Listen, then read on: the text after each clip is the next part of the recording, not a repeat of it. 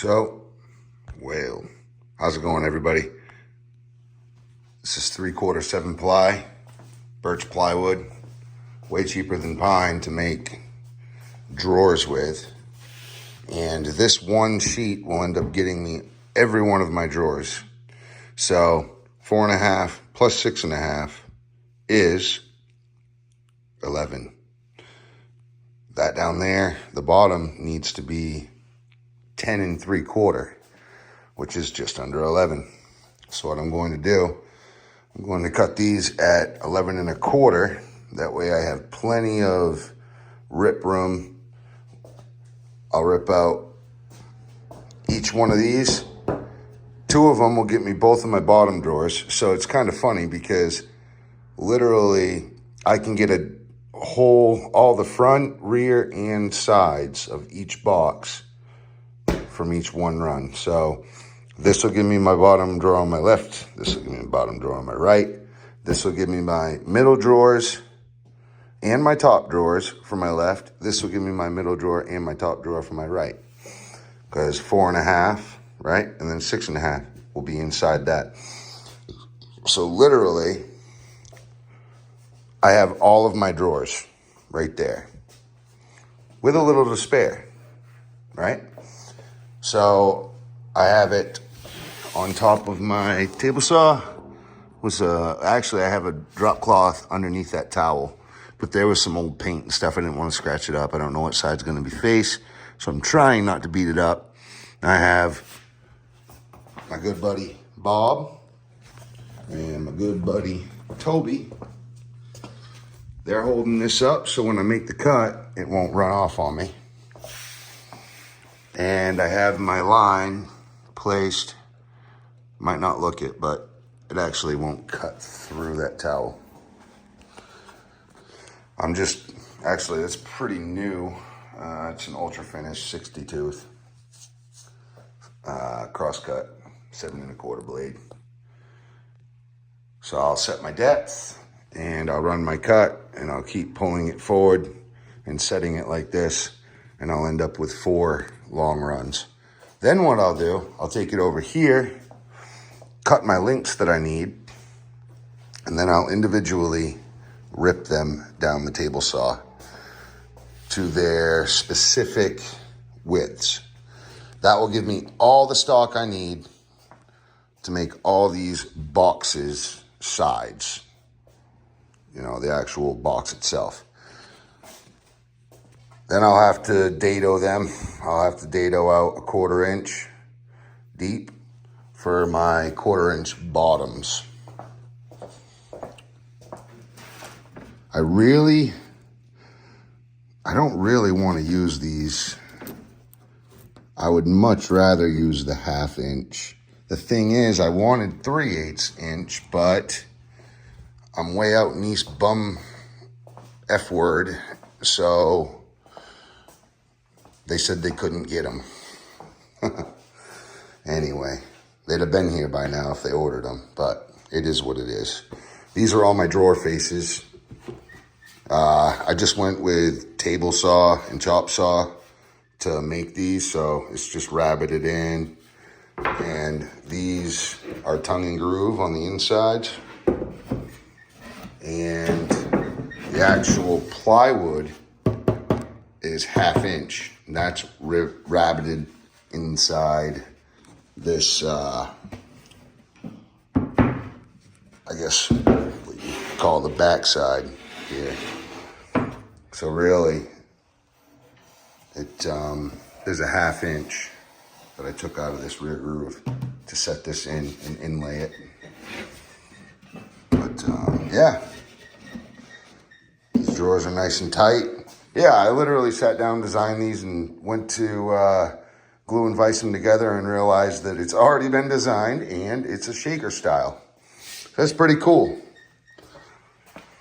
I came up all on my own accord how to make a shaker door without really any influence. But that reconfirms that I got the right mind power for carpentry, I guess.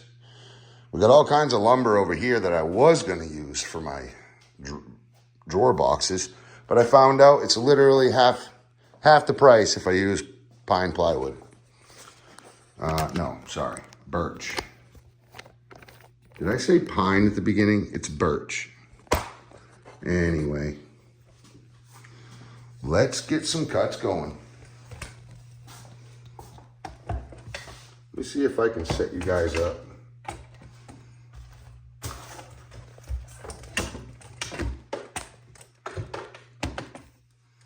Somewhere like this.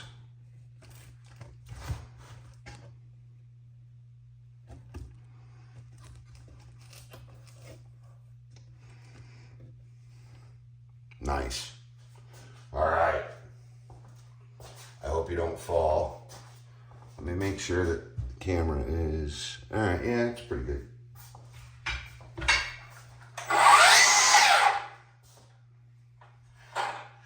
So my saw right now is adjusted way too low. So what I gotta do, really all you want is your teeth exposed, really not much more than your teeth lower than the board. Just like a table saw would go.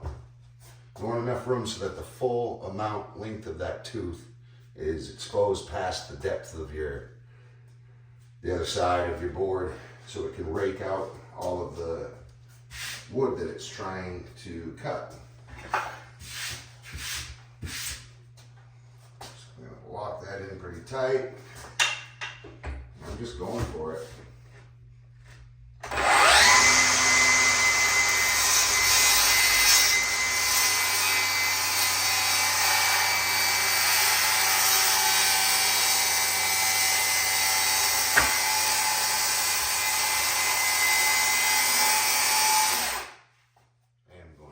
Safety glasses.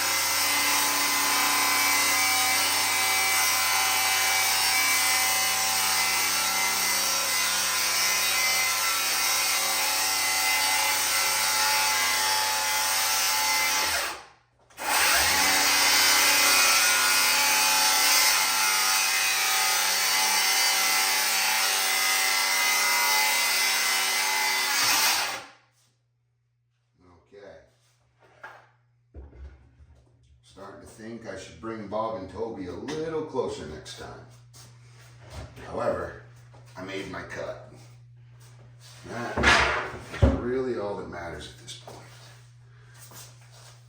Oh, I gotta get... I don't know who I should call this one.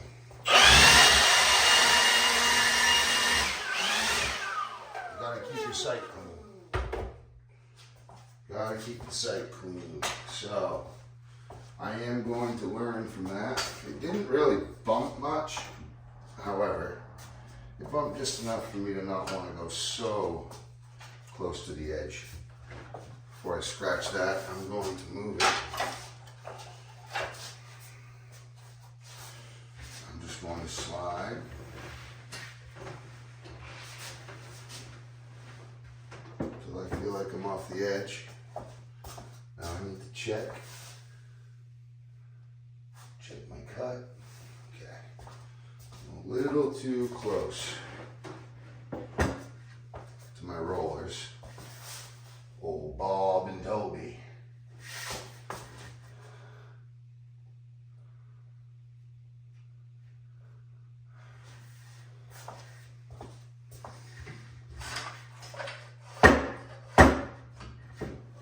Press up too much. Just want to capture weight when it falls. Kind of hold it, really just want to hold it exactly where it sits. Now this isn't the best method, but I don't have a huge table saw. I just have a little portable. I don't have a bench for it that I can drive plywood down. It is what it is. I'm making, I guess you could say, the best pass that I can, I guess. Let's check this out here. Just make sure my cuts aren't gonna intrude.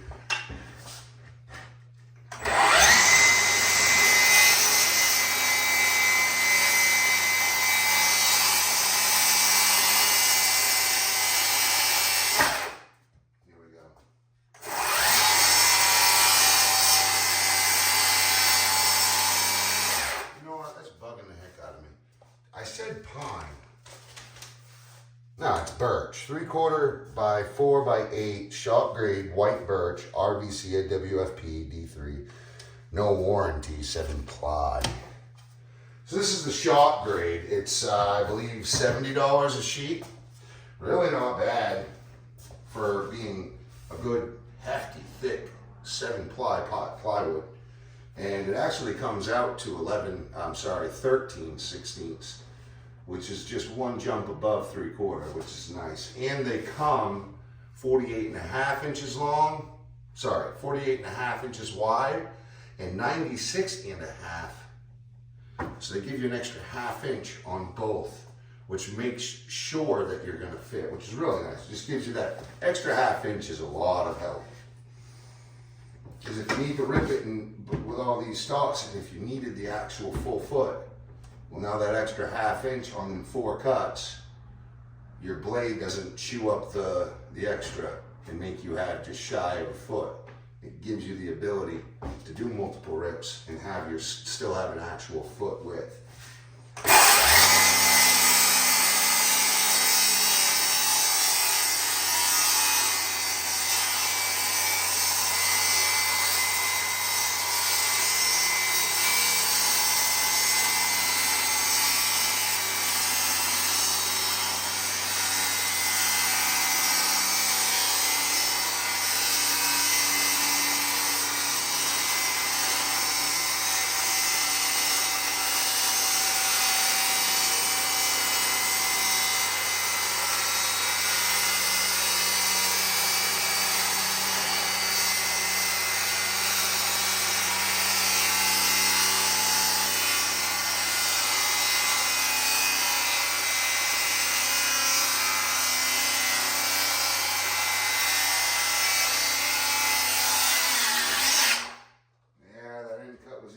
That time.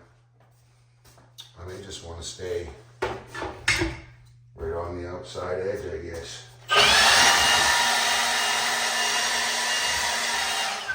Alright. Now I know that throws up stuff in the air, but to be honest, I just open my rear and my front door and I blow all this stuff out instead of vacuuming and scraping up your floor. I know that it will blow up the dust in the air. But after you do 2 or 3 passes, the whole place is cleaned out, spotless, without any dust anywhere. Whereas if you're vacuuming, you're just hitting the floor. You're not getting the shelves and all that happy stuff, right? So this, I love the leaf blower. Plus, it's non-contact. You're not touching anything. So you're not smacking up against the trim, etc. and so on. Okay, so I have one more cut to successfully cut. And of course, my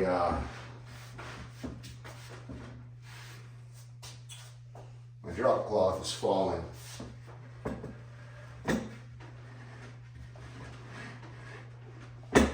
As I go. And I'll take care of that when it matters, I guess. So I'm going to leave the weight on this so it doesn't run on me at all. Just making sure my cut is not going to run into any metal. And I need need to clean the rest of that.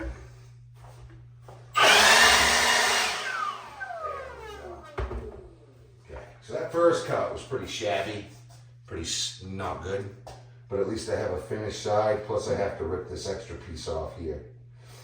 So that's fine, because that's just gonna literally be, I'll probably just literally use this and pull 11 1/4 and let that whole edge be shab. Anyway, here we go.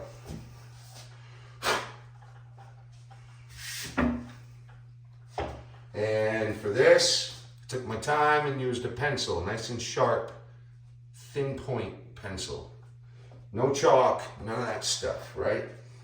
You want to make sure that you're not marking this stuff up too much, because you can't really sand this stuff down much. That's why I'm really worried about scraping the metal, marking it up, etc. You want to minimize the amount of times it's going to have contact with things that'll mark it, especially where you finish material, right? So here we go.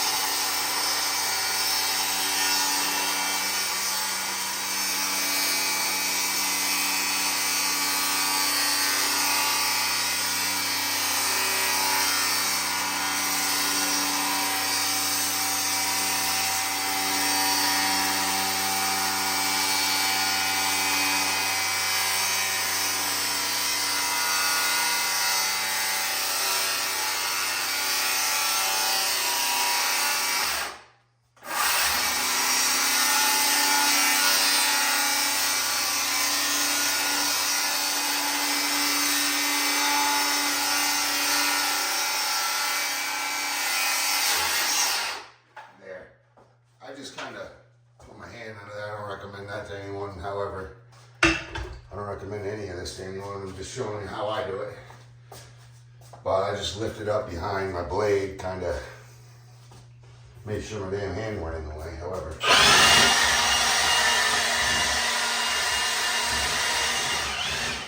so as you can see, I successfully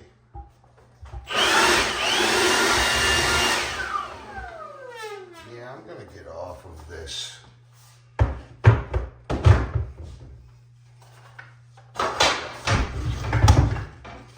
Yep. And this is a nice finished granite countertop. I don't want to mess that up any. Okay. Now it's a beautiful day out there. Let's just let this dust go on outside. All right. So now, none of these are cut to my actual widths at all. 2 of these lengths are going to give me 4 lengths, 4.5 and 6.5, but I cut them to 11 1/4 to make sure I had blade room. I have extra anyway, there's plenty of extra. So now I'm just going to take my straightest cuts, run them down the fence, get a cleaner cut on everything, and rip what I need. So I think, let me see.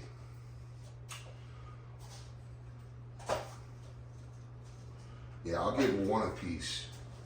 Give Bob the chop saw and Toby to my table saw. Alright. Now without marking the heck out of these, I gotta set them over here. Maybe I can put some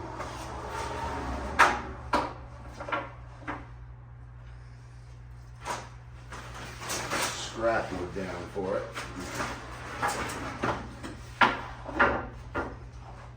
Just so that they're not marking the heck out of each other.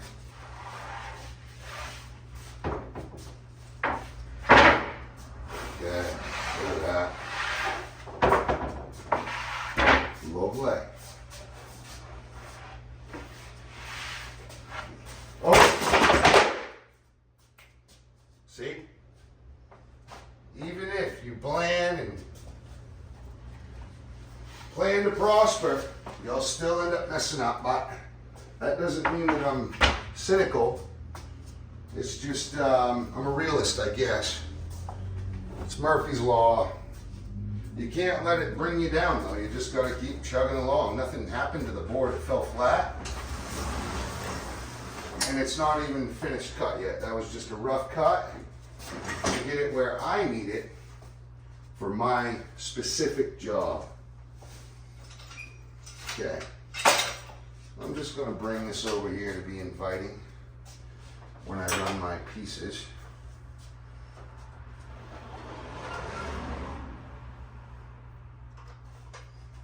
Okay, we got power now. Power hour. All right, here we go. So there's another thing that I'd love to show you. You see down there all that sawdust. Sawdust is a beautiful thing, okay? See all that stuff there? It's just piling up. I usually have another bucket down below and then that one. So there's 2 buckets catching. That drop cloth's only there because I greased up silicone my threaded axle to make sure I could lift my table saw up and down easier. I had to clean it out with a cut brush because when you run that AZEK, it gets hot and all that PVC dust is so hot that it sticks to the gears and the threads. So after you run AZEK on chop, and especially if it rained, because that rain will just sieve that stuff right down in any crack. But it still will happen even if it was dry, because I proved that inside here. It's almost like the rain maybe will be better because it washes it away somewhat. I don't know. But yeah, I can show you guys that. I think I have a video of it. I don't know for sure anyway. You can look on my channel. You got to use a dental pick and pick out the wheel, the gears. There's 2 gears. They're plastic on these. They should be metal. And then once that's done, there's 2 threaded rods that run the actual saw blade up in the motor. And you got to clean them off on the top and bottom. And so there's 2, there's 2 threadless axles. And then there's 1 threaded axle that moves them. Anyway, you got to clean everything off real good with a needle hose or some carb cleaner and a cut brush on the threaded rod. I just run the cut brush and I bring that and I turn my wheel up and down, make sure the whole threaded rod is wire brushed off. And I dental pick all of the plastic gears under there. It's just 2 gears, they're about that big. And they run together, you know. In each little tooth, you got to dig out all the dust that gets ground down inside of it.